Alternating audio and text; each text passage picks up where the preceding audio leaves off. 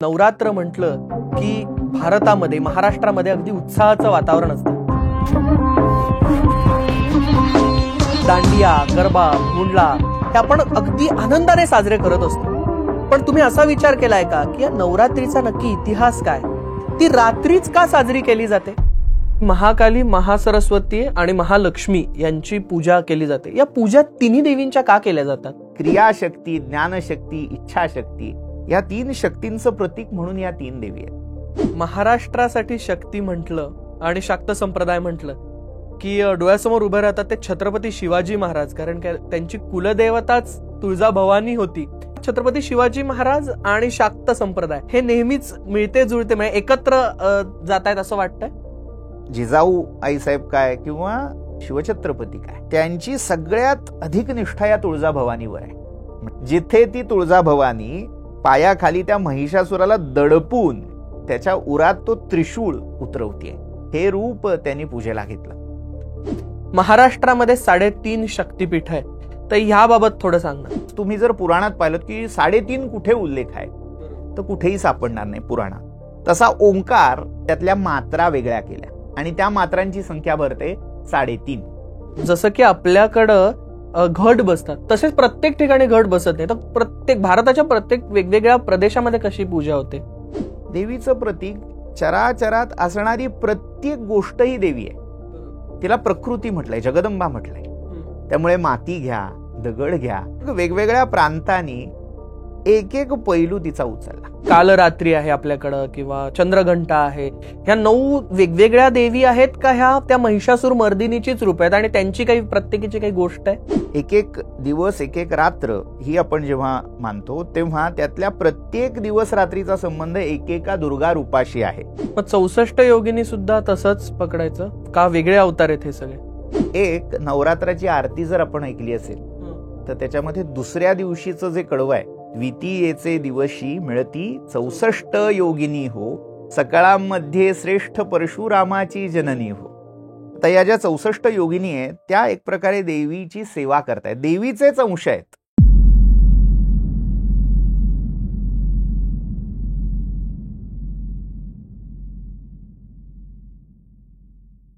मंडळी, नवरात्र म्हटलं की भारतामध्ये महाराष्ट्रामध्ये अगदी उत्साहाचं वातावरण असतं.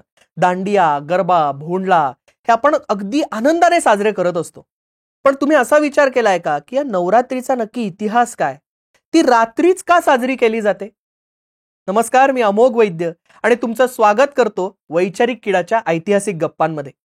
64 योगिनी, दशमहाविद्या, नवरात्रीच्या 9 रात्री याबाबत आज आपण गप्पा मारणार आहोत. आणि आज आपल्या बरोबर आहे संस्कृत आणि धर्मशास्त्राचे अभ्यासक प्रणव गोखले. सर, सगळ्यात पहिले तुमचं वैचारिक किडाच्या ऐतिहासिक गप्पांमध्ये खूप खूप स्वागत आहे. नमस्कार. आपण सुरुवात करूयात अगदी सोप्या प्रश्नापासून. पहिल्यात की नवरात्रीचा इतिहास काय? म्हणजे नवरात्री रात्रीच का साजरी केली जाते? आधी शब्दाची फोड आपल्याला पाहायला लागेल. 9 रात्रींचा समूह, समाहार, त्याला नवरात्र असं म्हटलं जातं. आज आता भाषेची फेरफार म्हणा किंवा हिंदीचा प्रभाव म्हणा, यामुळे आपण नवरात्री असा शब्द उच्चारतो, वापरतो. पण योग्य शब्द जर एकत्र तुम्ही लिहिणार असाल तर तो नवरात्र, संस्कृतमध्ये नवरात्रम एवढंच असाच होतो. आता तोडून जर लिहिलं 9 रात्री तर ठीक आहे, बरोबर.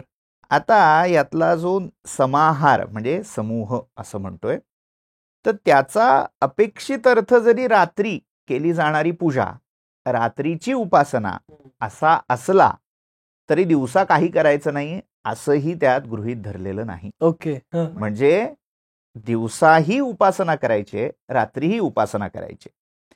पण सगळ्यात मुख्य त्यातली संकल्पना काय, तर देवाला किंवा देवीला जाग करणं ही आहे. या सगळ्या आपल्या सण उत्सव याच्या मागे एक कालगणनेचा विशाल पट, म्हणजे एक टाइमलाईन असं म्हणूया, ती धरलेली आहे, गृहीत धरलेली आहे. मग ती कशी, तर आपला एक दिवस, त्या एक दिवसामध्ये आपल्याला 12 तासाचा दिवस माहितीये, 12 तासाची रात्र माहितीये. एक दिवस असंच म्हणतो आपण. हेच गणित जेव्हा थोडं ब्रॉडर करू एक वर्षाचं, तेव्हा 6 महिने 6 महिने. आता आपल्याकडे कल्पना काय आहे, आपलं 1 वर्ष म्हणजे देवांचा 1 दिवस. बरोबर. मग देवांचा 1 दिवस म्हटल्यावर त्यांचा दिवस आणि रात्र कुठली? 12-12 तासाचं गणित त्यांचं कुठलं? तर तिथे गणित आहे 6 महिन्यांचं, ज्याला आपण ओळखतो उत्तरायण आणि दक्षिणायन या नावाने. उत्तरायण हा देवांचा दिवस आहे. ओके. आणि दक्षिणायन ही देवांची रात्र आहे. नवरात्र आपण ज्या कालखंडामध्ये साजरा करतो उत्सव, तो कालखंड आहे दक्षिणायनाचा, म्हणजे ही देवांची रात्र सुरू. आता आपण आपल्या कुटुंबातला विचार थोडा आधी करू, की आपल्या घरात पहिलं कोण उठतं? आई उठते का बाबा उठतात? आई उठते. त्यामुळे कार्तिकामध्ये जे देवोत्थान होणार आहे त्याच्या आधी देवीचं उत्थान आहे. मग ह्या देवीच्या उत्थानाला काही छान कथांचा अनुबंध किंवा कथांची किनार जोडलेली आहे. म्हणजे काय, तर ही जी सगळी तामसिक तत्व आहेत, ज्याला आपण आसुरी शक्ती, दैत्य, दानव, असुर, राक्षस या वेगवेगळ्या शब्दांनी ओळखतो, तर त्या सगळ्या आसुरी शक्ती त्यांना निशाचर म्हटलंय, जे रात्री संचार करतात, जे सगळ्यात जास्त रात्री ऍक्टिव्ह होतात. जेव्हा देव म्हणजे दैवी विचार, सात्विक विचार सुप्त झालेत, झोपलेत, तेव्हा जागे कोण आहेत? असुर जागे आहेत. मग त्या आसुरी तत्वांचा जेव्हा पीक अवर येतो, म्हणजे थोडक्यात रात्र जेव्हा माथ्यावर येते, मध्यरात्र होते, तेव्हा त्यांचा उपद्रव, त्या आसुरी शक्तींचा सुळसुळाट हा सर्वाधिक होतो. मग त्यांचा निपटारा करण्यासाठी देवीला जाग करणं म्हणजे क्षुधा तृषार्ता जननीम स्मरंती. लहान मूल बापाला कधी उठवत नाही, ते हाक कोणाला मारतं? रात्री भीती वाटली, काही लागलं. तसं पहिलं भक्ताने हाक कोणाला मारली? तर आईला, जगदंबेला. आणि मग ती देवी जागी झाली. जाग होऊन 9 दिवस तिचा जागर आहे.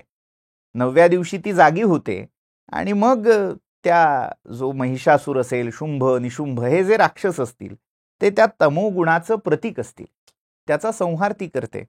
आता काहींच्या मते ती आत्ता म्हणजे ज्याला आपण पितृपक्ष म्हणतो, महालय म्हणतो, करेक्ट, त्यावेळी झोपलेली असते आणि प्रतिपदेच्या दिवशी तिचा जागर करतात, म्हणजे उठवतात.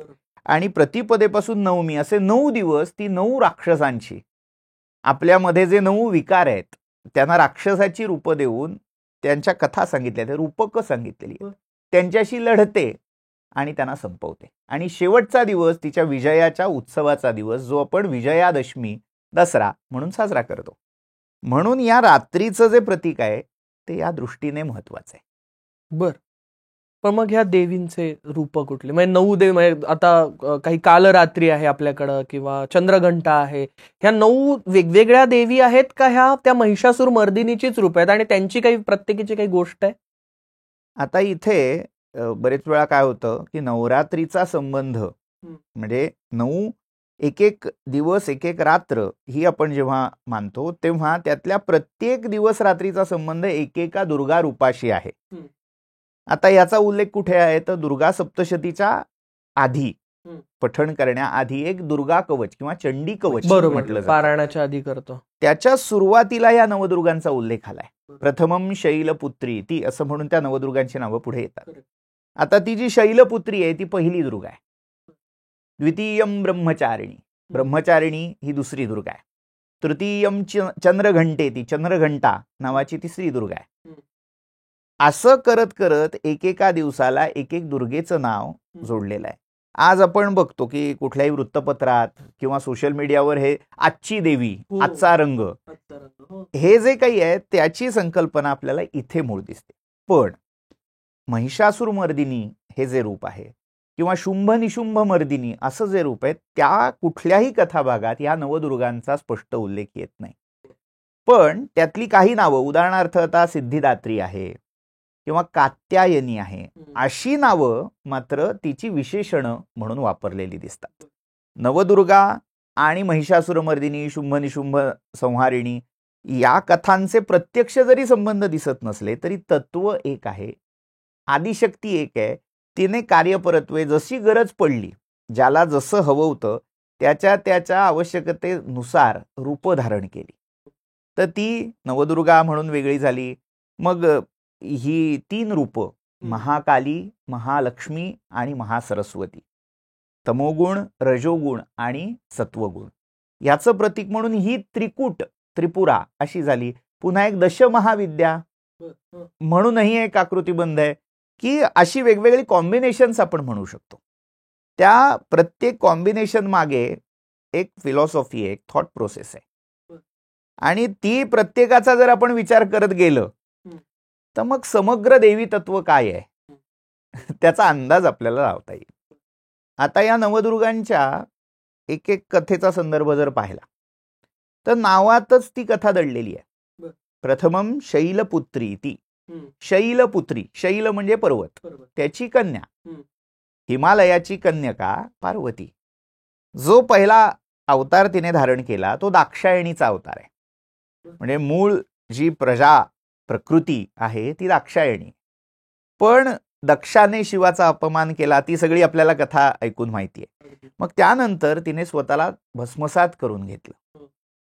मग पहिला त्यानंतरचा जो अवतार आहे तो आहे हिमालयाच्या घरी त्याची कन्या म्हणून घेतलेला अवतार, म्हणून तिचं नाव पडलं शैलपुत्री. मग नुसता अवतार घेऊन ती जसा कृष्णावतार आहे की पहिल्यापासून ती धारणा घेऊनच आला, मी ब्रह्मणो हि प्रतिष्ठाहम अमृतस्याव्ययस्य च, असं म्हणतच तो आलाय. त्यामुळे त्याच्या लीला अगदी बाल्यकाळापासून आपल्याला पुढे दिसतात. पण देवीचं तसं नाहीये. शैलपुत्री म्हणून जन्माला आली, पण मी कोण ह्याचा शोध ती घेते, आणि तो शोध घेण्यासाठी, आत्मशोधनासाठी, किंवा तिचं जे जन्मतः शिवाविषयीचं प्रेम होतं, सहज नैसर्गिक प्रेम, तर त्या शिवाला प्राप्त करण्यासाठी तिने तप सुरू केलं. त्या तपाच्या वेळी तिचं जे रूप होतं त्याला म्हटलं गेलं ब्रह्मचारिणी. ब्रह्म या शब्दाचे अनेक अर्थ आहेत, तप असाही त्या ब्रह्म शब्दाचा एक अर्थ आहे. त्यामुळे जी तपश्चर्या करणारी म्हणून ती ब्रह्मचारिणी आहे. ती द्विभुज आहे, हातामध्ये अक्षमाला आणि कमंडलू एवढंच घेतलेलं आहे. मग ती ब्रह्मचारिणी हे रूप आहे. मग शिव प्रसन्न झाले, तिला भेटायला बटू रूप घेऊन तिची परीक्षा घ्यायला आले. मग शेवटी सगळा तो नाट्यमय प्रसंग संपला.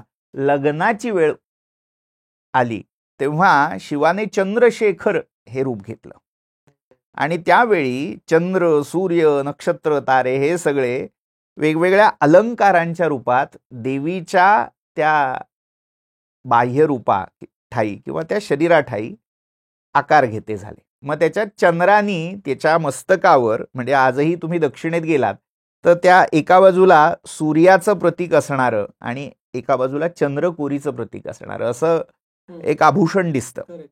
तर तसं आभूषणाच्या रूपात चंद्र सूर्य तिच्या रूपात आश्रय घेते झाले, म्हणून ती चंद्रघंटा झाली. आता ह्या सगळ्या त्या नावावरून निघालेल्या किंवा कल्पिलेल्या कथा आहेत.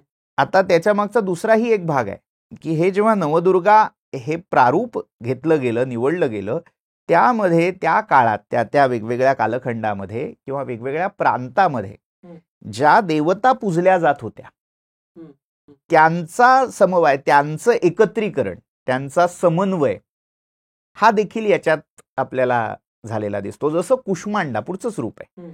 आता तुम्ही कुष्मांड याचा जर विचार केला तर तो राक्षसवाचक किंवा यक्षवाचक शब्द आहे. त्याच्यामध्ये कुठेतरी एक तमोगुण आहे. जैन आपण मायथॉलॉजी जर पाहिली, जैनांच्या ज्या काही देवता आहेत, मग प्रत्येक तीर्थंकराचा ज्या परिवार असं म्हणूया, यक्ष यक्षिणी, त्यामध्ये किंवा अन्यही ज्या गौण अशा देवता सांगितलेल्या आहेत त्याच्यामध्ये हे कुष्मांडा किंवा कुष्मांडिनी हे नाव आपल्याला देवीचं दिसतं. तर आपल्याला म्हणायला एक वाव असा आहे की आपला वैदिक सनातन धर्म हा समन्वयवादी आहे. लोकांतात किंवा कुठल्याही प्रदेशामध्ये पूजल्या जाणाऱ्या या वेगवेगळ्या देवता कुठल्या तरी एका सूत्रात, एका छत्राखाली आणणं आणि समाज जोडून ठेवणं, यामुळे असे वेगवेगळे समुच्चय देवांचे समुदाय केलेले आपल्याला आढळतात. महाकाली, महासरस्वती आणि महालक्ष्मी यांची पूजा केली जाते. या पूजा तिन्ही देवींच्या का केल्या जातात? आता त्याच्या मागची कल्पना इंग्लिश शब्द आपण गॉड, ओ माय गॉड म्हणतो ना, तर 3 हे पैलू आहेत.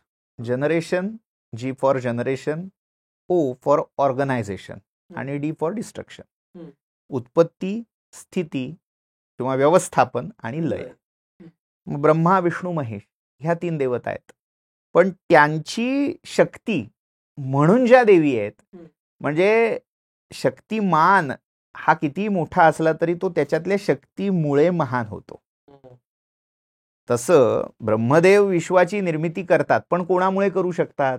तर त्यांची शक्ती, म्हणून तिला सावित्री किंवा महासरस्वती असं म्हटलेलं आहे. विष्णू या विश्वाचं पालन करतात, पण कोणामुळे करू शकतात? तर त्यांची शक्ती, म्हणून ती महालक्ष्मी आहे. आणि शिव संहार करतात, पण तो संहार करण्यासाठी सामर्थ्य जे लागतं ते कोणाकडून येतं? ती महाकाली. म्हणून म्हटलं जातं की शक्तीविरहित शिव हा शव होऊन जातो.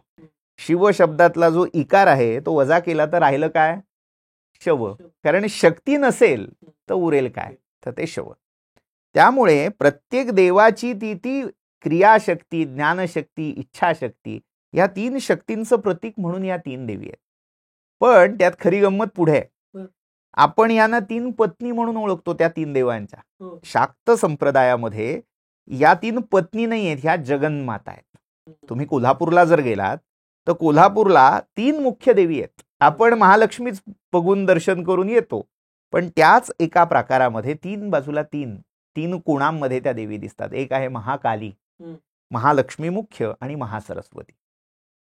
या विश्वात सत्व, रजस आणि तमस हा जो एक ट्रायंगल आहे, त्या ट्रायंगलचं हे मूर्त रूप म्हणजे या 3 शक्ती आहेत. आता ज्या सगळ्या बाकीच्या देवता आहेत त्या यांच्यापासून उत्पन्न झाल्या आहेत. याच्यासाठी एक वेगळी थिअरी शाक्त संप्रदायात दिली गेली. म्हणजे काय? तर महासरस्वती जी आहे त्या महासरस्वतीपासून विष्णू आणि गौरी पार्वती जन्माला आली. महाकालीपासून रुद्र आणि सावित्री किंवा सरस्वती जन्माला आली. आणि जी महालक्ष्मी होती तिच्यापासून ब्रह्मा आणि लक्ष्मी जन्माला आली. म्हणजे आपण जिची लक्ष्मी म्हणून पूजा करतो ती लक्ष्मी आणि ही महालक्ष्मी. हा शाक्त दर्शनातला मुख्य भाग आहे. पण मुख्य काय? तर सत्व, रजस, तमस हे अख्खं विश्व या त्रिगुणामध्ये गुंफलेलं आहे. तर त्या प्रत्येक गुणाची ती अधिष्ठात्री देवता आहे.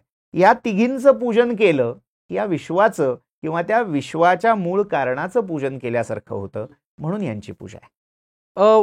पण ही वेगवेगळ्या पद्धतीत पण होते ना, म्हणजे जसं की आपल्याकडं घट बसतात तसेच प्रत्येक ठिकाणी घट बसत नाही, तर प्रत्येक भारताच्या प्रत्येक वेगवेगळ्या प्रदेशामध्ये कशी पूजा होते? खूप चांगला प्रश्न आहे. कारण मुळात देवीचं प्रतीक काय या मूळ संदर्भाकडे आपण याच्यामुळे जातोय. देवीचं प्रतीक चराचरात असणारी प्रत्येक गोष्ट ही देवी आहे. तिला प्रकृती म्हटलंय, जगदंबा म्हटलंय. आपण आपलं शरीर कोणामुळे बनलं? आईमुळे बनलं. तसं हे जग, हे पूर्ण चराचर विश्व कोणामुळे बनलंय? तर त्या जगदंबेमुळे. मग त्या जगदंबेचं प्रतीक काय आहे? तर चराचरातली प्रत्येक गोष्ट ही तिचं प्रतीक होऊ शकते. बरोबर. त्यामुळे माती घ्या, दगड घ्या, झाड घ्या, फूल घ्या, फळ घ्या, धातू घ्या, कुठलीही गोष्ट हे तिचं प्रतीक आहे. मग वेगवेगळ्या प्रांतांनी एक एक पैलू तिचा उचलला. जसं महाराष्ट्रामध्ये तिचं माती, पृथ्वी जिच्यातून ते सर्जन होत आहे, माणूस काय आणि झाड काय, जिच्यातून आकार घेतात ती पृथ्वी माता आहे. म्हणून त्या पृथ्वीचं स्थूल प्रतीक म्हणजे माती. मग त्या मातीपासून आकाराला आलेला घट, तो घट जो पूर्णत्वाचं प्रतीक आहे, जो सर्जनाचं प्रतीक आहे आणि जो गर्भाचंही प्रतीक आहे, त्या प्रतीकात त्या कुंभ किंवा घटाच्या रूपामध्ये आपण देवीची पूजा करतो. काही ठिकाणी तिचं ज्वालेच्या रूपामध्ये पूजन होतं. म्हणजे आपण हिमाचलला ज्वाला देवी आहे. तर हे ज्वालेचं प्रतीक काय आहे? तर घरोघरी दिवा, अखंड नंदादीप तेवत ठेवला जातो. ज्वाला घरामध्ये जागती आहे, त्या ज्वालेच्या त्या दीपशिखेच्या रूपामध्ये ती देवी पूजली जाते. मग तिला दीपदुर्गा म्हणतात, दीपलक्ष्मी म्हणतात. त्याही रूपात तिचं पूजन होतं. आता शक्ती उपासकांचा बालेकिल्ला ज्याला म्हटलं जातं तो बंगाल प्रांत आपण बघू. तर त्या बंगालमध्ये सुद्धा आपल्याकडे जशी गौराई बसते ना, वेगवेगळ्या रूपात बसते. कुठे तिला पूर्ण साज शृंगार करून मूर्ती रूपात घडवतात, कुठे फक्त मुखवटा असतो, कुठे धान्याच्या राशीवर बसवतात, कुठे खडे आणतात, कुठे अगदी तेरड्याच्या त्या वनस्पतीच्या रूपातही गौराई पूजली जाते. अगदी तसं बंगालमध्ये या दुर्गेचं पूजन दिसतं. मग तिथे आपल्याला देवदास पिक्चर मधला तो सीन माहिती असेल. त्या सगळ्या त्या देवता असतात, बरोबर. नाही, ती पारो त्या चंद्रमुखीकडे त्या तिच्या अंगणातली माती मागायला जाते. 8 ठिकाणची माती एकत्र करून त्यापासून देवीची प्रतिमा घडवली जाते. मग त्याच्यामध्ये वेश्यालयाच्या त्या अंगणातली मातीही सांगितलेली आहे. तर अशी ती मूर्ती रूपामध्ये पूजा, म्हणजे जो आता तुम्ही उल्लेख केलात त्या मंडपामध्ये. पण हे नवरात्र नाही, तिथे षडरात्रोत्सव होतो. आपण नवरात्र म्हणतो, करेक्ट, पण त्यांचं नवरात्र हे षष्ठीपासून पुढे. काहींचं षष्ठीपासून, काहींचं तृतीयेपासून, याच्यामध्ये 3-3 दिवसाचे असे भाग पाडलेले आहेत. मग प्रतिपदेपासून नवमीपर्यंत, किंवा मग चतुर्थीपासून नवमीपर्यंत, किंवा मग षष्ठीपासून नवमीपर्यंत. तर काही ठिकाणी त्रिरात्र व्रत, काही ठिकाणी षडरात्र व्रत, आणि काही ठिकाणी नवरात्र व्रत. किंवा आपण दक्षिणेत जातो तेव्हा दक्षिणेमध्ये चक्रपूजा आपल्याला दिसते. मग मंडल किंवा रांगोळी मोठी काढून त्याच्यामध्ये वेगवेगळ्या रंगांनी, आकृतींनी ते यंत्र काढलं जातं. त्या यंत्राच्या मध्ये बिंदू, त्रिकोण याची कल्पना करून तिथे आदिशक्तीचं आवाहन होतं. मग त्याही रूपात, म्हणजे यंत्र श्रीचक्र राज असंच तिला म्हटलं जातं, त्या रूपातही ती पूजा होते. किंवा आपण अगदी कच्छ इकडे जर गेलो तर दांडिया आणि गरबा. त्या दांडिया आणि गरबामध्ये जो मध्यभागी घट ठेवला जातो, तिथेही घट आहे. त्या घटाला छिद्र आहेत आणि त्या घटाच्या आतमध्ये एक तेवता दिवा ठेवलेला आहे. तिथे ज्वालाही आली आणि मातीही आली. आणि त्याच्या भोवती या सगळ्या स्त्री पुरुष गिरक्या घेत नृत्य करतात, जागर करतात. पुन्हा तेही त्या आदिशक्तीचं, विशेषतः त्या मातृत्वाचं प्रतीक आहे. गर्भामधला तो नवा जीव, प्राणशक्ती, आणि तो पूर्ण जो काही घट आहे तो त्या मातेचं प्रतीक आहे. त्यामुळे अशा वेगवेगळ्या रूपात ती शक्तीपूजा, जगदंबेची पूजा होत असते. महाराष्ट्रासाठी शक्ती म्हटलं आणि शाक्त संप्रदाय म्हटलं की डोळ्यासमोर उभे राहतात ते छत्रपती शिवाजी महाराज. कारण त्यांची कुलदेवताच तुळजाभवानी होती आणि अगदी जन्म शिवनेरीवर शिवाई देवीच्या इथंच झालेला आहे. तर छत्रपती शिवाजी महाराज आणि शाक्त संप्रदाय हे नेहमीच मिळते जुळते, म्हणजे एकत्र जात आहेत असं वाटतंय. फक्त ऐतिहासिक जेव्हा आपण त्याची एक शृंखला बघतो ती खूप खूप गूढ राहिलेली आहे. त्याच्यावर फार बोललंही गेलेलं नाही, लिहिलेलंही नाही. तर एक गमतीचा भाग असा की शिवछत्रपतींनी शाक्त संप्रदायाची विधिवत दीक्षा घेतलेली होती.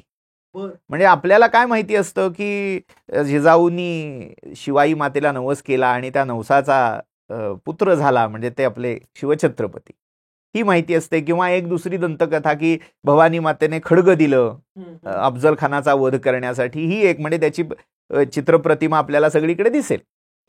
याच्या पलीकडे शक्ती तत्वाचा आणि शिवछत्रपतींचा काय संबंध होता, ह्या 2-4 कल्पनांपलीकडे लोकांना माहीत नसतं. स्वतः शिवछत्रपती हे शिवशक्ती दोघांचेही पक्के उपासक आहेत. अनेक पत्रांमधून तसे संदर्भ आपल्याला सापडतात. तो आता आपल्याला माहितीच असेल की कवड्याची माळ, जे शक्ती उपासकाचं एक लक्षण मानलं जातं, ते शिवछत्रपती एखाद्या अलंकारासारखं, आभूषणासारखं गळ्यात सतत मिरवायचे. किंवा अजून एक महत्वाचा संदर्भ म्हणजे शिवराज्याभिषेकाचा म्हणावा लागेल. तर शिवराज्याभिषेकाचा आपल्याला प्रसंग माहितीये. गागा भट्टांनी वाराणसीहून येऊन सविधी असा तो राज्याभिषेक सोहळा केला. ज्येष्ठ शुद्ध त्रयोदशी ह्या तिथीवर ते सगळं साजरं झालं. पण त्याचा पुढचा फारसा माहीत नसलेला ऐतिहासिक भाग म्हणजे दुसरा राज्याभिषेक हा आहे. पहिल्या राज्याभिषेकामध्ये काही त्रुटी राहिल्या असं मानलं जातं. त्यामुळे काही संकट आकस्मिक आली, काही असे नको ते प्रसंग ओढवले. म्हणून निश्चलपुरी गोसावी जे होते त्यांनी शिवछत्रपतींना सल्ला दिला की आपण अजून एक पद्धतीने हा राज्याभिषेक करून घेऊ. आता इथे अनेकांना वाटतं की ही काय अंधश्रद्धा म्हणायची का, नेमकं हे घ्यायचं कसं. तर शिवछत्रपतींचा दृष्टिकोन हा समन्वयाचा होता. त्यामुळे जसं वैदिक संप्रदायालाही त्यांनी जवळ केलेलं होतं तसं तांत्रिकांनाही त्यांनी दूर केलेलं नाही. त्याही संप्रदायाला त्यांनी धरून ठेवलं आणि त्या सांप्रदायिक धारणेनुसार एक दुसरा राज्याभिषेक सोहळा शिवछत्रपतींचा रायगडावरच पार पडला आणि पुन्हा त्याचं औचित्य म्हणजे नवरात्रातला ललिता पंचमी हा दिवस आहे. ओ ललिता पंचमी या दिवशी निश्चलपुरी गोसावींनी शिवछत्रपतींना पुन्हा अभिषेक केला. या प्रसंगी बाला त्रिपुर सुंदरी म्हणजे जी दशमहाविद्या, त्या दशमहाविद्यांपैकी आदिशक्तीचं एक रूप आहे षोडशी आणि तिचंच बालरूप म्हणून ती बाला त्रिपुर सुंदरी या नावाने ओळखली जाते. त्या बालेच्या मंत्राचा उपदेश निश्चलपुरींनी शिवछत्रपतींना केला. दशमहाविद्या मंत्रांचे प्रयोग करून त्या दुर्गाचं सिंहासनाचं रक्षण व्हावं यासाठी काही विधी रायगडावर केले गेले. या सगळ्याचं आपल्याला म्हणजे असं वाटेल की हे फक्त असं नुसतं सांगतायत. शिवराज्याभिषेक कल्पतरू हा ग्रंथ आहे आणि त्यामध्ये आपल्याला अगदी सविस्तर वाचायला मिळेल कोणते विधी कोणत्या मंत्रांनी केले गेले. गोविंद बर्वे आणि निश्चलपुरी यांच्या संवादात तो ग्रंथ आलेला आहे. तर तिथे आपल्याला बाला त्रिपुर सुंदरीचा म्हणजे शाक्त मंत्राचा उपदेश शिवछत्रपतींना निश्चलपुरींकडून मिळाला असाही संदर्भ मिळतो. प्रसिद्ध जो रायगडावरचा जगदीश्वर किंवा वाळेश्वर म्हणून आज आपण ज्याला ओळखतो तिथला जो शिलालेख आहे म्हणजे आज रायगडावर मिळणारे जे दोन मुख्य शिलालेख मानले जातात सेवेचे ठाई तत्पर हिराजी किंवा हिरोजी इंदुलकर, तसं दुसरं प्रासादो जगदीश्वरस्य जगता मानंददोनुज्ञया, तो जो शिवमंदिराच्या बाहेर भिंतीवर कोरलेला असा म्हणजे तो अन्यत्र कुठेतरी असावा आणि तो जो शिळेचा दगड सापडला तो नंतर या भिंतीत बसवला असं एक मानलं जातं. तर त्यामध्येही या दुसऱ्या राज्याभिषेकाचा एक धावता उल्लेख आहे म्हणजे तो राज्याभिषेकाचा उल्लेख नाहीये. गंमत अशी आहे की राज्याभिषेक करायचा झाला की केवळ राजाला नेऊन तिथे बसवायचं एवढं मर्यादित नव्हतं. त्यासाठी काही धार्मिक विधी केले जायचे. तर एक असा अंदाज आहे की त्या निमित्ताने अजून एक मंदिर किंवा जुनं मंदिर नव्याने जीर्णोद्धार करून रायगडावर स्थापन केलं गेलं किंवा जे होतं ते रिन्यू केलं गेलं आणि त्याचं नाव जगदीश्वर असावं. कारण आज जे मंदिर आहे त्याला वाडेश्वर म्हणतात. तसं जगदीश्वराचं दुसरं मंदिर होतं की काय आणि आता तसे काही पुरावेही आपल्याला मिळायला लागलेले आहेत. तर त्या जगदीश्वर मंदिराचा जो शिलालेख आहे त्याची थोडक्यात कलशारोहणाची तिथी काय आहे तर ती ललिता पंचमी सांगितलेली आहे. तो कसा आहे सगळ्यात शेवटचा म्हणजे आजपर्यंत असं वाटत होतं की तो पहिल्या राज्याभिषेकाच्या वेळचा असावा आणि त्याचा म्हणजे मुळात तो शिलालेख राज्याभिषेकाचा नाही. तो जगदीश्वराचा प्रासाद सिंहासनाधिष्ठित असणाऱ्या शिवछत्रपतींच्या अनुज्ञेने हिराजीने निर्मित केला म्हणजे पूर्ण झाला त्या दिवशी. आणि मग रायगडाचं वर्णन दुसऱ्या श्लोकामध्ये आपल्याला दिसतं. तर त्या पहिल्या श्लोकाच्या शेवटच्या चरणामध्ये शाके षण्णव बाण भूमी गणनाद आनंद संवत्सरे ज्योती राज मुहूर्त केती महिते शुक्लेश सार्पे तिथौ. हा जो शुक्लेश सार्पे तिथौ इथे आपल्याला या ललिता पंचमीचा संदर्भ सापडतो. कसा डिकोड करायचा तर शुक्ल म्हणजे शुक्ल पक्ष. पुढचा शब्द आहे ईश. वैदिक ज्योतिषानुसार आपल्या सगळ्या महिन्यांची काही वेगळी नावं आहेत. म्हणजे जसं आपण चैत्र वैशाख ज्येष्ठ आषाढ अशी एक यादी वाचतो तशीच एक दुसरी यादी आहे प्राचीन नावांची. ती आहे मधु माधव शुची तप तपस्य नभ नभस्य अशी एक यादी आहे. आणि त्यामध्ये अश्विन आणि कार्तिक ह्या दोन महिन्यांची नावं ईश आणि ऊर्ज अशी आलेली आहे. तर त्यातला जो ईश हा शब्द आहे तो अश्विन वाचक आहे. अश्विन मासाला वैदिक काळी आता त्याच्यात शुक्ल पक्ष कृष्ण पक्ष असा एक उपभेद आहे त्याच्यात मी जात नाही. पण शुक्ल पक्ष अश्विन महिन्याचा शुक्लेश सार्पे तिथौ. सार्प तिथी म्हणजे पंचमी.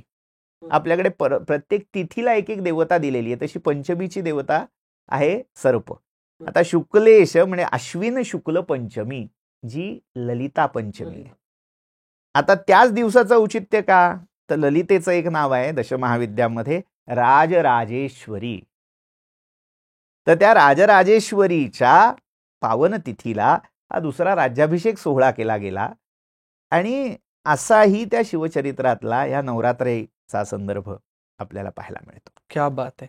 हा झाला फक्त राज्याभिषेकापुरता, पण माता भवानी काय किंवा एकूणच शक्ती तत्व काय आणि शिवछत्रपती म्हणजे अविनाभाव जे तत्वज्ञानाच्या परिभाषेमध्ये म्हणतात ना, म्हणजे शक्ती किंवा शक्ती उपासना जर शिवचरित्रातून काढून टाकली तर काही नाही असं म्हणायला लागेल इतकं. म्हणजे प्रत्येक मोहीम जिजाऊ आईसाहेब काय किंवा शिवछत्रपती काय, त्यांची सगळ्यात अधिक निष्ठा या तुळजाभवानीवर आहे.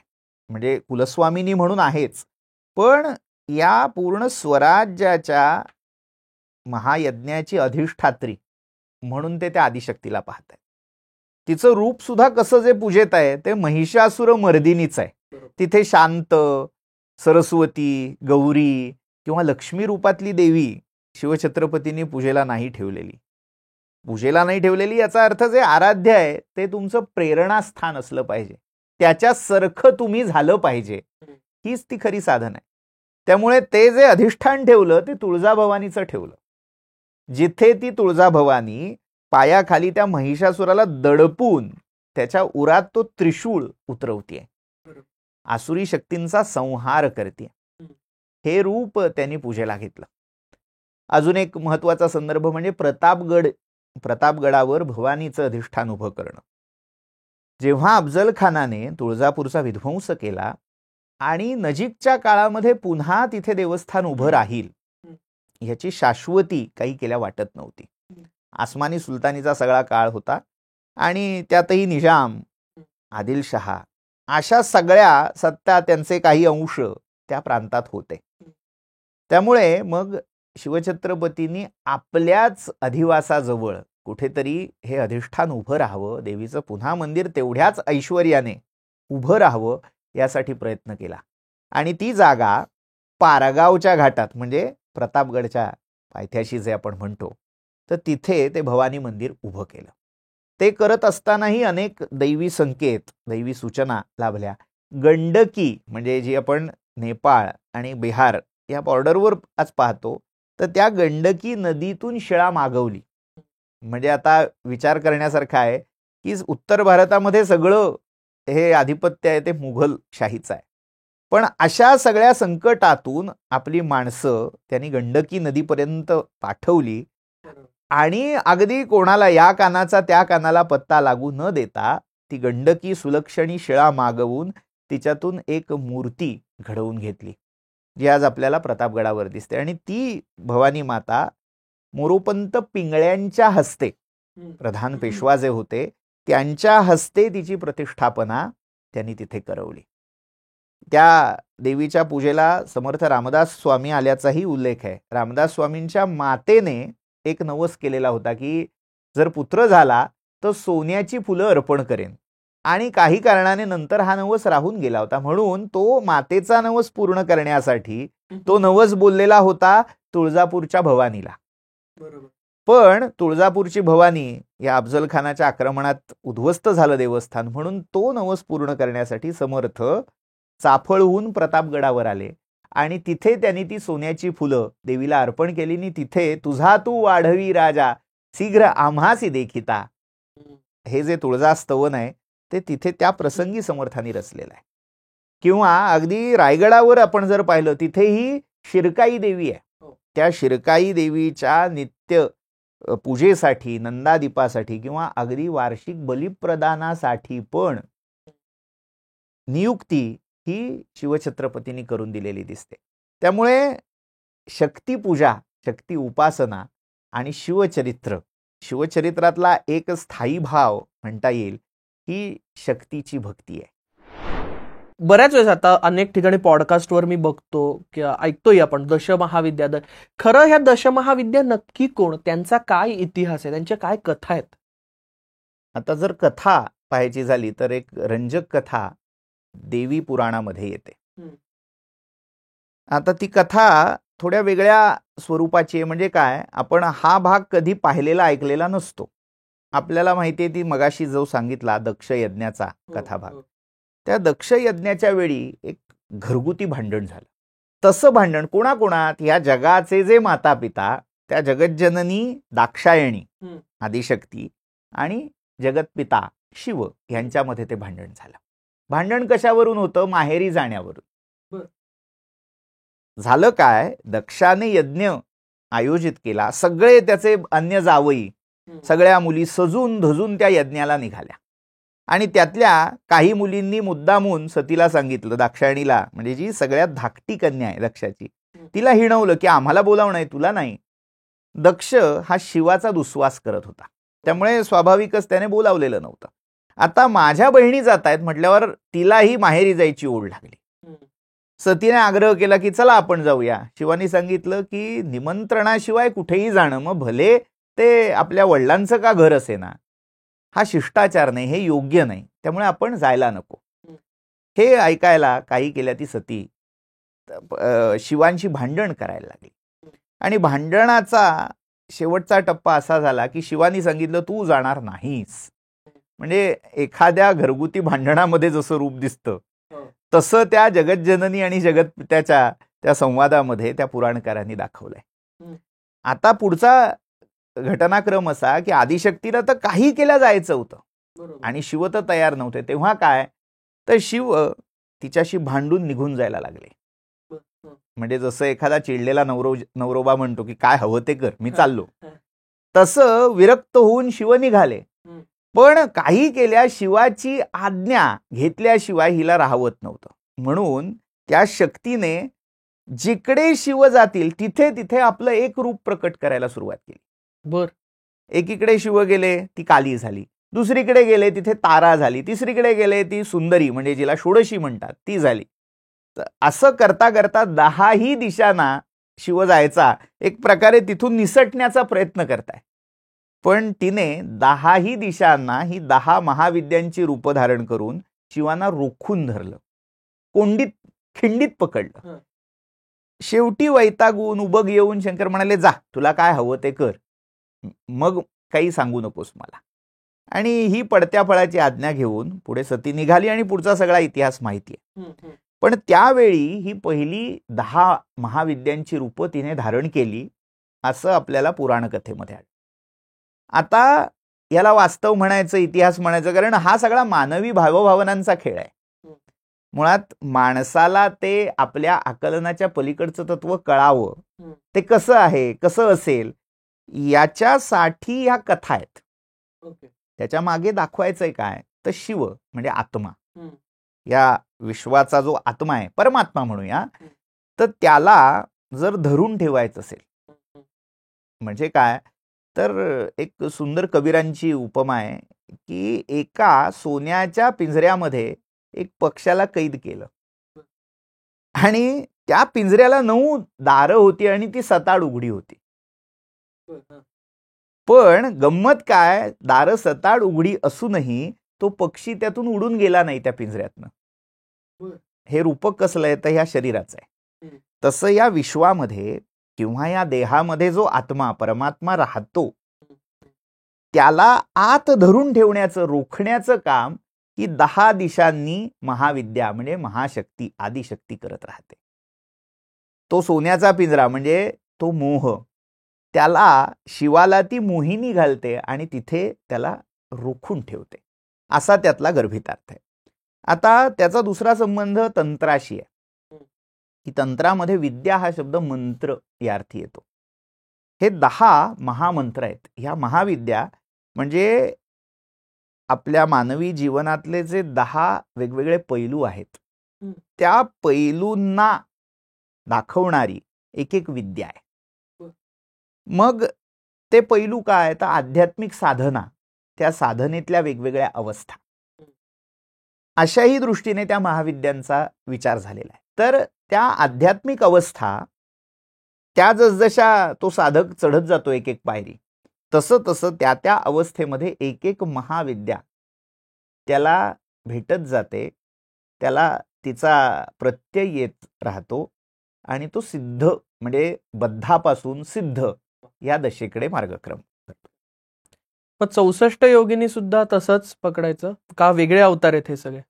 आता पुन्हा 64 योगिनी, त्याच्यात अजून एक शब्द जो आला नाही तो म्हणजे मातृका. हो. मातृका, योगिनी ही सगळी खरं तर देवीचीच रूप आहेत. पण त्यातला सगळ्यात महत्वाचा गाभा काय, तर मूळ आदिशक्ती काहीतरी वेगळी आहे. आणि या तिच्या बाह्य म्हणजे ज्या सर्व बाजूनी तिला वेढून उभ्या आहेत अशा त्या मातृका किंवा योगिनी मानल्या जातात. मग मातृका आपण पाहिलं तर त्या मातृकांमध्ये ब्राह्मी, वैष्णवी, माहेश्वरी, कौमारी, वाराही, इंद्राणी अशा त्या सप्तमातृका दिसतील. 64 जर योगिनी पाहिल्या, 64 योगिनींची फार मंदिरं आज राहिलेली नाहीत, पण तरीही तिचे अवशेष बरेच आहेत. महाराष्ट्रात आहेत? महाराष्ट्रात 2-3 ठिकाणी अवशेष असंच म्हणता येईल. हो. एक प्रसिद्ध ठिकाण म्हणजे आपल्याला सांगली जवळचं जे नृसिंहवाडी हे क्षेत्र आहे, तिथे कृष्णेच्या पलीकडच्या तीरावर म्हणजे इकडे नरसोबाची वाडी आहे आणि पलीकडे अमरापूर म्हटलं जातं. तिथे जे अमरेश्वर देवस्थान आहे त्या अमरेश्वर देवस्थानामध्येच एक शिलापट्ट आहे. तिथे कधी काळी ह्या 64 योगिनींची शिल्प किंवा मूर्ती असाव्यात, पण आज त्या एका शिळेवर कोरलेल्या 8 योगिनींच्या प्रतिमा. अरे वा. एवढंच प्रतीक शिल्लक आहे. पण मग योगेश्वरी आणि योगिनी एकच म्हणायची?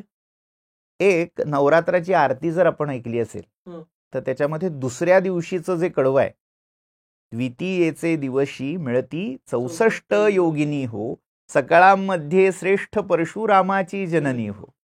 आता या ज्या 64 योगिनी आहेत त्या एक प्रकारे देवीची सेवा करतायत, देवीचेच अंश आहेत, पण देवीच्या सेवेसाठी देवीने स्वतः धारण केलेली ती रूप. मग या सगळ्यांमध्ये आता उदाहरणार्थ एखाद्याचा परिवार भरपूर मोठा आहे, एक राजा आहे. आता त्याचे जे नोकर चाकर आहेत, त्याचा दास, सगळा जो परिष्कार आहे, तो राजाकडून आज्ञा घेणार का त्याच्या पियेकडून आज्ञा घेणार? राजाकडनं खरं तर, पण पियेकडनं, सॉरी, कारण एकदम राजाला नाही भेटू शकत. तसं देवई, आदिशक्ती, परांबा, पराशक्ती असं तिला म्हटलं जातं. पण या सगळ्या योगिनी तिच्याकडे डायरेक्ट जात नाहीत. परोक्ष प्रिया वै देवा, ते त्या आदिशक्तीकडे न जाता तिच्यानंतरच तिचंच रूप आहे जे योगेश्वरी. त्या योगिनींवर साम्राज्य गाजवणारी त्यांची अधिस्वामिनी म्हणून ती योगेश्वरी. अर्थात योगेश्वरी हे पण तिचंच रूप आहे. अल्टिमेटली कुठलीही एक योगिनी घ्या, तिची उपासना करा, तिच्यानंतर येणारं योगेश्वरी रूप काय आणि तिच्यानंतर येणारं पराशक्ती रूप काय, तत्व एकच आहे. आता या 64 योगिनींचा दुसरा संदर्भ आपल्याला मध्ययुगीन भारताच्या इतिहासात महत्वाचा दिसतो. म्हणजे आपल्याला माहिती असलेली विक्रम राजाची जी कथा आहे, विक्रम वेताळ, किंवा ह्या ज्या आपण सगळ्या कथा लहानपणापासून ऐकत आलेलो आहोत, तर त्याच्यात सिंहासन बत्तीशी नावाची कथा आपण ऐकली असेल. तर त्यामध्ये अशी कथा आहे की भोजराजाला विक्रमादित्य राजाचं सिंहासन सापडलं, अपघातान सापडलं. तो उंचवटा होता, मग तिथे गवळ्याचा पोर बसून न्यायनिवाडा करायचा आणि त्याने दिलेला निवाडा हा इतका अचूक असायचा की त्याचं आश्चर्य मोठ्या मोठ्या न्यायाधीशांना, धर्मशास्त्री पंडितांना वाटायचं. म्हणून त्याला पाचारण केलं, शोध घेतला, तेव्हा ते सिंहासन सापडलं. आणि त्या सिंहासनावर 32 पुतळ्या कोरलेल्या होत्या. जेव्हा त्या भोजाला असं वाटलं की वा, आपण आता या सिंहासनावर आरूढ होऊया, कारण फार मोठा ऐतिहासिक ठेवा, वारसा जणू काही त्याला मिळाला होता, आणि आता हे माझं आहे, हे सिंहासन जे विक्रमाचं होतं, विक्रमादित्य राजाचं, ते मला मिळालं. ह्या एका आसक्तीतून तो त्याच्यावर आरूढ व्हायला निघाला. तेव्हा त्या मार्गामध्ये एक एक ती पुतळी त्या सिंहासनावर कोरलेली येऊन त्याला विक्रमादित्याचा एक एक गुण सांगायला लागली. एक एक पुतळी येते, एक एक गुण सांगते. असा करता करता करता त्याला असं लक्षात आलं, ह्यातला एकही गुण आपल्याकडे नाही. आणि तेव्हा ती जी शेवटची पुतळी होती ती उरलेला तो सिंहासनाचा पट घेऊन लुप्त झाली, अशी ती कथा. या 32 कोण होत्या? या 64च्या बरोबर निम्मी संख्या आहे 32. कल्पना काय आहे की तंत्र साधना जी केली जाते त्या तंत्र साधनेत या 64 योगिनी आहेत, ज्या एक प्रकारे तुमच्या आयुष्याचा 360 अंशाचा 360 डिग्रीचा कोन हा पूर्ण करत असतात, तुमच्या जीवनाला परिपूर्णता देत असतात. म्हणून त्यांची मंदिरही गोल असतात का? अगदी. मध्य प्रदेश, ओरिसा तिथे तुम्ही पाहाल. आणि त्यांच्या केंद्रीय भागी कोण असतो तर परमपुरुष आणि पराशक्ती अर्धनारी नटेश्वर रूपात असतात, की जिथे ते पूर्णत्व येतं. मग झालं काय, त्यातल्या निम्म्या विक्रमादित्याने त्या 64 पैकी 32 योगिनी त्यांची साधना करून त्यांना वश करून घेतलेलं होतं, सिद्ध केलेल्या होत्या. बर. आणि त्याच त्या 32 पुतळ्यांच्या रूपामध्ये तिथे त्या सिंहासनावर जडवलेल्या होत्या. आता थोडंसं आपण महाराष्ट्रात येऊ. म्हणजे आता पुराण आणि ह्याच्यामध्ये होतो देवींचे अवतार, आपण रूप बघितली. महाराष्ट्रामध्ये 3.5 शक्तिपीठ आहेत, तर ह्याबाबत थोडं सांग ना. आता हा जो शक्तिपीठ हा कल्पनाबंध, तर त्याची संख्या प्रांतानुसार किंवा संप्रदायानुसार बदलते. बर. हे आधी आपण लक्षात घ्यायला हवं. म्हणजे काय तर पूर्ण भारत किंवा इंडियन कॉन्टिनेंट असं म्हणूया, त्याचा जर विचार केला तर 108 शक्तिपीठांचा सगळ्यात मोठा आकडा आपल्याला मिळतो.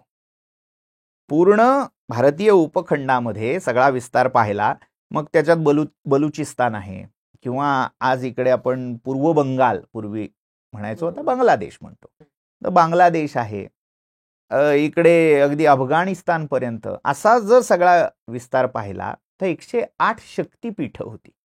पुन्हा त्याला आधार म्हणजे मगाचीच कथा, की जेव्हा दक्षयज्ञामध्ये त्या सतीने आत्मदहन करून घेतलं आणि ते जे तिचं शव होतं, ते शव घेऊन एखाद्या भ्रमिष्ठासारखे शिव इकडे तिकडे संचार करत होते. आणि जिथपर्यंत ते शव आहे तिथपर्यंत शिव हे मूळ पदावर येणार नाहीत. ते अमंगल रौद्र असं रूप धारण करून फिरतायत. त्यांना शांत करणं, त्यांना बॅलन्स करणं आवश्यक आहे. म्हणून विष्णूंनी आपल्या सुदर्शन चक्राने त्या सतीच्या देहाचे अनेक तुकडे खंड करून टाकले, आणि ते खंड जिथे जिथे पृथ्वीवर पडले तिथे तिथे शक्तिपीठ उत्पन्न झालं. मग काहींनी सांगितलं की नाही, अनंत असंख्य तुकडे झाले, मग त्यातले 108 लोकेट करता आले, मग ती 108 शक्तिपीठ झाली. अजून एक कल्पना आहे की नाही, 81 शक्तिपीठ आहेत, काहींच्या मध्ये 84 आहेत, 84 लक्ष योनी, त्यातून एक एक पार करत, म्हणून ते एक एक शक्तिपीठ. काहींच्या मते ती 51 किंवा 50 आहेत, काहींच्या मते ती 18 आहेत. दक्षिणेत तुम्ही गेलात तर 18 शक्तिपीठांची कल्पना, त्यांची यात्रा अशी दिसते. आणि अगदी महाराष्ट्रापुरता जर विचार करायचा झाला तर त्यातली 3.5 ही संख्या गृहीत धरलेली आहे. त्याचा महाराष्ट्राबाहेर फारसा कुठे आपल्याला विचार झालेला आढळत नाही. हे कसं आहे, प्रत्येक प्रांत तिथल्या संप्रदायानुसार किंवा तिथे असा कोणीतरी द्रष्टा जन्माला आलेला असेल, त्याची काही अशी सांकेतिक भाषा किंवा त्याने काही केलेली मांडणी असेल, त्यानुसार ते घडत जातं. जसं अष्टविनायक आहेत. आता अष्टविनायक, मग तो सगळा जो रूट आहे व्यापाराचा, त्याचाही संबंध नाही. गणेश पुराण, मुद्गल पुराण याही पुराणांचा संदर्भ आहे त्याला. तसं ह्या शक्तिपीठांचा, म्हणजे आज तुम्ही जर पुराणात पाहिलं की 3.5 कुठे उल्लेख आहे तर कुठेही सापडणार नाही पुराणात. पण महाराष्ट्रापुरता हा विचार केला गेला का, तर 3.5 ही पुन्हा संख्या, त्याच्या मागचा संकेत काय, तर आपल्याकडे ओंकार हे मूळ तत्व मानतात. सगळ्या विश्वाचं मूळ कारण काय, तर ओंकारापासून हे सगळं विश्व उत्पन्न झालं. मग या ओंकाराचं विभाजन केलं. आपण काय करतो, मूळ काय आहे त्याचा शोध घेतो, मग मुळाशी पोचायचा मार्ग काय, तर डिसेक्शन करत जा, त्याचा एक एक अवयव वेगळा करत जा, आणि शेवटी शाश्वत अविभाज्य असं काय राहत आहे त्याला आपण परमतत्व म्हणतो. तसा ओंकार हे जरी शेवटचं तत्व मानलं तरी त्याचेही वेगवेगळे विभाग केले, मग त्यातल्या मात्रा वेगळ्या केल्या, आणि त्या मात्रांची संख्या भरते 3.5. म्हणून मग त्याच्यावरून 3.5 मुहूर्त ही एक संकल्पना दिसेल. अगदी पेशवाईतले 3.5 शहाणे इथपर्यंत तुम्हाला तो 3.5चा संख्या संकेत दिसेल. मग तसं ओंकाराच्या या ज्या 3 मात्रा आहेत, अ, उ, म आणि अर्धमात्रा, त्या प्रत्येक मात्रेशी एक एक देवीस्थान, महाराष्ट्रामध्ये पौराणिक परिवेशामध्ये सांगितलेली जी तीर्थ आहेत त्याचा एकेकाचा संबंध एकेकाशी जोडला गेला. खरं तर जी बहुतांश प्रचलित यादी आहे त्याच्यात करवीरचाच उल्लेख मिळतो, कोल्हापूरचा. पण असं म्हटल्यावर लगेच लोक अरे म्हणजे आमचं तुळजापूर नाही का, माहूर नाही का, तर त्यांचाही उल्लेख आपल्याला देवी भागवतामध्ये मिळतो. आता इथे गल्लत काय होते, शक्तीपीठ आणि शक्तिस्थान असे शब्द वेगळे होतात. जी 108 शक्तिस्थानांची यादी आहे त्याच्यामध्ये आपल्याला नाशिकचा उल्लेख मिळेल, म्हणजे आपण जिथे सप्तशृंगी मानतोय, माहूरचा किंवा अगदी तुळजापूरचाही उल्लेख मिळेल. तर असे सगळे वेगवेगळे जे पसरलेले संदर्भ आहेत ते एकत्र करून एकेका त्या स्थानाचा संबंध एक एक मात्रेशी लावला गेला, दाखवला गेला. मग अकार एक मात्र म्हणजे मग कोल्हापूरची अंबाबाई झाली. उकार आहे मग ती तुळजापूरची भवानी आहे. मग मकार आहे माहूरची रेणुका देवी आहे. मग जी अर्धमात्रा आहे तिला सप्तशृंगी मानलेलं आहे. मग अशी ती उम आणि अर्धमात्रा म्हणून त्याला अर्धपीठ जे सप्तशृंगीला म्हणतात ते त्यामुळे अर्धमात्रेचं ते स्थान आहे. अर्ध याचा अर्थ कमी आहे असं मानायचं कारण नाही, ती ह्या तिघांच्याही तिन्ही मात्रांच्याही पलीकडची आहे. नित्यकुमारी असं तिला म्हटलेलं आहे. म्हणजे बाकीच्या 3 शक्तिपीठामध्ये ती शिवासहित बसलेली आहे, शिव आणि शक्ती आहे, आणि तिथे ती केवळ एकटी आहे म्हणून तिला अर्धमात्रा म्हटलेलं आहे. मग आता ह्या सर्व देवींची ज्यावेळेस आपण पूजा करतो, उत्सव खरं तर असतो, आपण नवरात्र हा उत्सव म्हणतोय. यामध्ये भोंडला असेल, दांडिया असेल, गरबा असेल आणि आणखीन अनेक बंगालमध्ये गेलो तर बंगालमध्ये वेगळे हे असतील. हे कधीपासून सुरुवात झालं, म्हणजे नवरात्र साजरी करणंची प्रथा अशा पद्धतीने कधीपासून साजरी करण्यात आली का, वेगळी आधी साजरी होत होती, असं काही संदर्भ मिळतात आपल्याला? ऐतिहासिक संदर्भ तर बरेच आहेत. अगदी वैदिक काळापासून जरी शोधायचं म्हटलं तरी आपल्याला संदर्भ सापडतात. म्हणजे यज्ञांमध्ये वेगवेगळे काल परिमित असे यज्ञ होते. म्हणजे त्याच्यामध्ये एकरात्र, द्विरात्र, त्रिरात्र म्हणजे 3 रात्रीपर्यंत चालणारा, 4 रात्रीपर्यंत चालणारा असे जे ब्राह्मण ग्रंथामध्ये येणारे संदर्भ आहेत, विशेषतः यजुर्वेदात, तर त्यामध्ये आपल्याला एक नवरात्र नावाचं सत्र प्रजापतीने केलं. अन्न काम, त्याला अन्नाची कामना होती, अन्न प्राप्त व्हावं यासाठी, आणि ती अन्न कामना पूर्ण होण्यासाठी त्याने नवरात्र सत्र चालवलं. 9 दिवस 9 रात्री चालणारा यज्ञ केला आणि त्यातून त्याची ती अन्न कामना पूर्ण झाली, तो अन्नवान झाला. इथे आपल्याला नवरात्राचा एक दुवा पाहायला मिळतो. नवरात्राच्या ह्या संकल्पना आहेत ना, आपल्या पूर्ण वर्षामध्ये अनेक नवरात्र असतात. आपण सगळ्यात जास्त हे साजरं करतो म्हणजे एवढंच आहे असं नाही. नवरात्र म्हणजे वर्षातल्या कुठलेही 9 दिवस रात्र असू शकतात खरं तर. पण ज्याला काही आध्यात्मिक औचित्य आहे, ज्याचा संबंध काहीतरी पुराणाशी, पुराणातल्या एखाद्या प्रसंगाशी आहे, तर त्याचं मिळून हे व्रत केलं गेलं. मुळात हा उत्सव नाहीये, हे व्रत आहे, हे आपण लक्षात ठेवायला हवं. तर हे सगळी नवरात्र बहुतांश 2 मुख्य नवरात्र जर मानली तर एक चैत्र नवरात्र वासंतिक म्हणतात आणि हे शारदीय नवरात्र. तर ते दोन्ही शेतीशी संबंधित आहे. म्हणजे शेतीचं उत्पादन तयार होऊन हातात येण्याचा जो कालावधी आहे तो नवरात्राचा आहे. म्हणजे आपण एक हंगाम मानतो कुठला, खरीपाचा, जो आत्ता संपेल या नवरात्रात, आणि त्याचं म्हणजे मग लगेच तुम्हाला ती नवान्न पौर्णिमा येतेच, जेव्हा ते धान्य नवीन तयार झालेलं त्याची कापणी करून घरी येतं, त्या धान्याची पूजा धान्य लक्ष्मीच्या रूपात केली जाते. तसंच जो रबीचा हंगाम आहे तो संपतो कधी, वसंतामध्ये. त्यामुळे त्या हंगामाचा संपता जो काही सस्यभाग, फळं, फुलं जी काही येतात, तर त्याची पूजा वासंतिक नवरात्रात आहे. त्यामुळे सगळीकडे ही अन्न कामना आपल्याला अनुस्यूत दिसेल. तसाच दुसरा संदर्भ जर आपण पाहिला तर देवी उपासनेचा आहे. तर देवीचेही अनेक संदर्भ आपल्याला पौराणिक वैदिक वाङ्मयामध्येही आढळतात. मग त्याच्यामध्ये अंबा, अंबिका, अंबालिका ही नावं ऐकल्यावर आपल्याला महाभारतातल्या 3 आठवतात, बरोबर, काशी राजकन्यका. पण वेदामध्ये विशेषतः शुक्ल यजुर्वेदाच्या वाजसनेयी संहितेमध्ये या तिन्हींचा उल्लेख आहे. ऋग्वेदाच्या काही खिलसूक्तांमध्ये यांचा उल्लेख आलेला आहे. तर त्यांची पूजा होत होती, त्यांना कांपील पुरवासिनी असं म्हटलेलं आहे. मग ज्या त्रिदेवी आपण मानतो त्याचा हा कुठेतरी मूलबंध म्हणता येईल. श्रीसूक्त हा ऋग्वेदाचाच खिल सूक्ताचा भाग आहे. खिलमंडल असंच म्हटलं जातं. त्याच्यामधलं हे सूक्त, त्याच्यामध्ये ती श्री आहे. मग ती श्री कशी आहे? ती भूरूप आहे, ती धनरूप आहे, ती धान्य रूप आहे. या सगळ्या समृद्धीच्या रूपामध्ये ती पूजली जाते. आणि त्या समृद्धीचा सुगीचा काळ कुठला? तर दोन्ही नवरात्र. त्यामुळे असे आपल्याला संदर्भ, मग कुठलीही संस्कृती आपण म्हणतो, भारतीय संस्कृती म्हणजे काय? ती अनेक छोट्या छोट्या, मग ग्राम, नागर, या सगळ्या संस्कृतीचा एक समुच्चय आहे, समन्वय आहे. त्यामुळे ह्या प्रत्येक संस्कृतीचा जेव्हा आपण अभ्यास करू ना, की शेतकऱ्याची एक संस्कृती आहे, म्हणजे याचा अर्थ तो भारतीय संस्कृतीपेक्षा वेगळा आहे का? नाही. तर तो इतका तिच्याशी समरूप झालाय, तद्रूप झालाय, की त्याच्या जमिनीची, शेतजमिनीची किंवा त्याच्या शेतजमिनीतून पिकलेल्या धान्य लक्ष्मीची पूजा ही नवरात्राशी जोडली गेली आहे.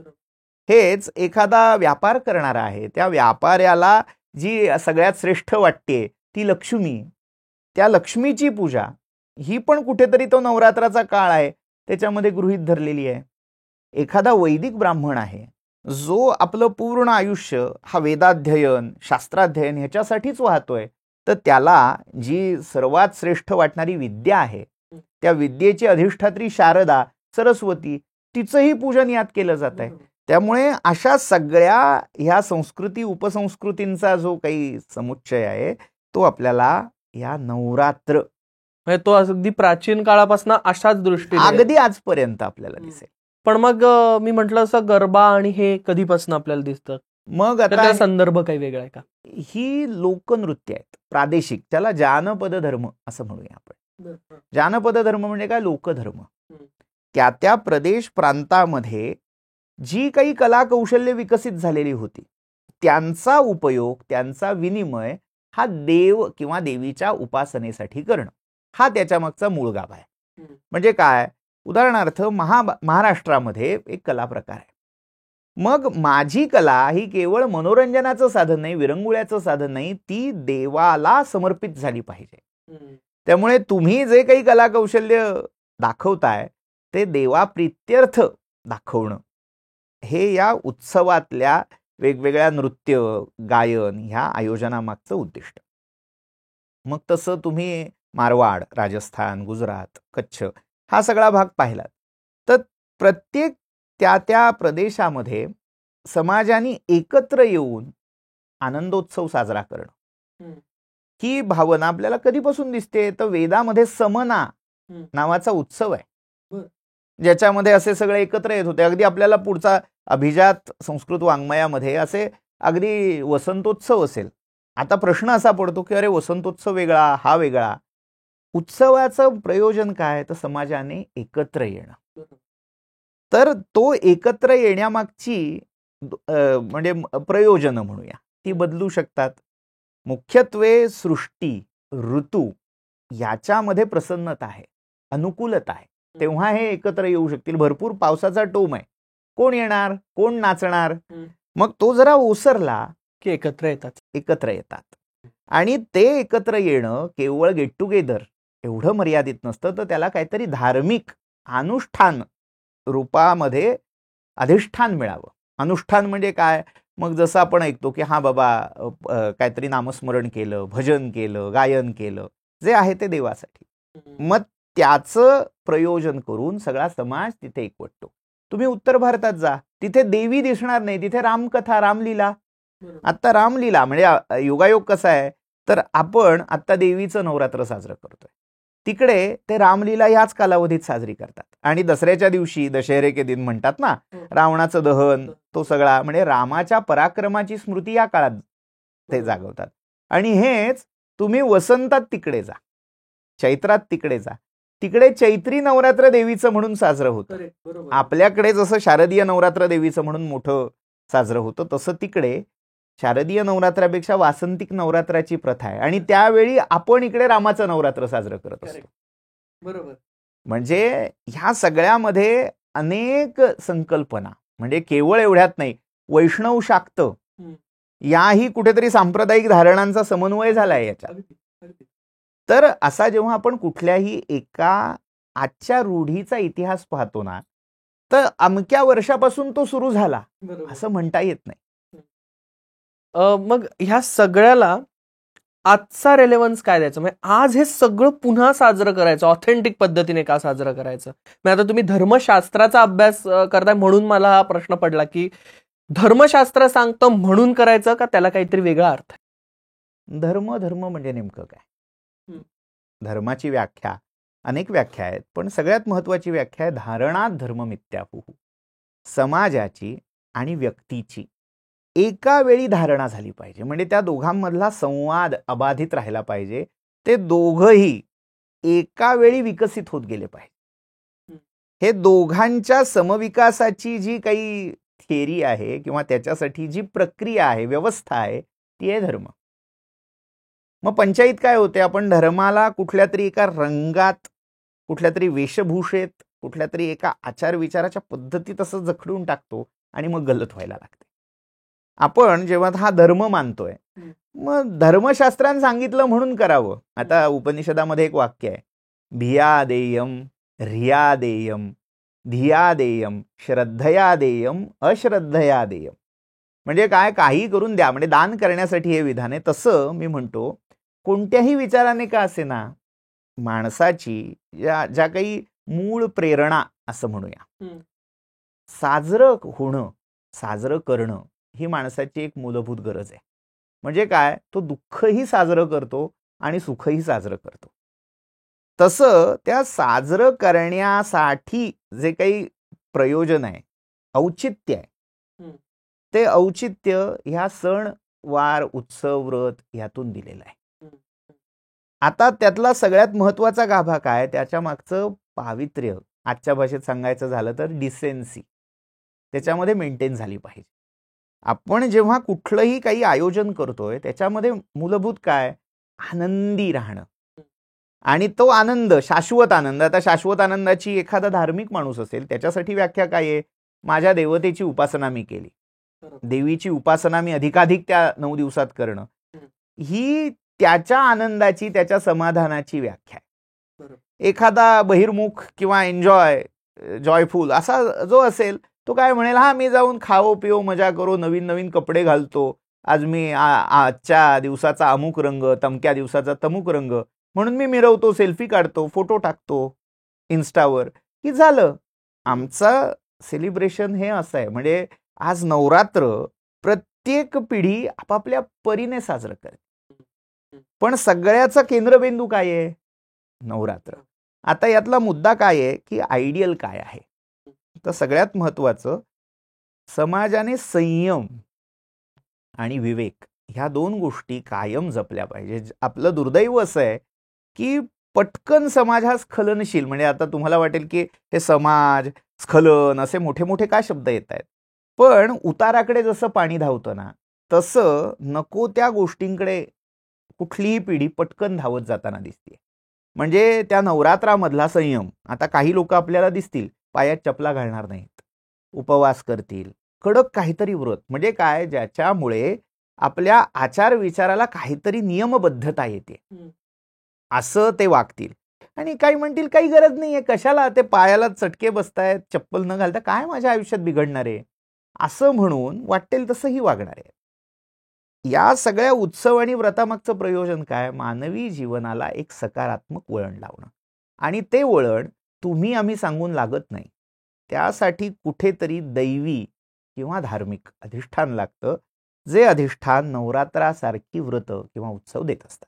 वा, खरं तर आपण देवीपासनाचा तो प्रवास होता आणि तो पूर्णपणे येऊन आपण आजच्या काळापर्यंत, आजचं आपण नवरात्र आणि देवीला कसं बघावं इथपर्यंत आलात.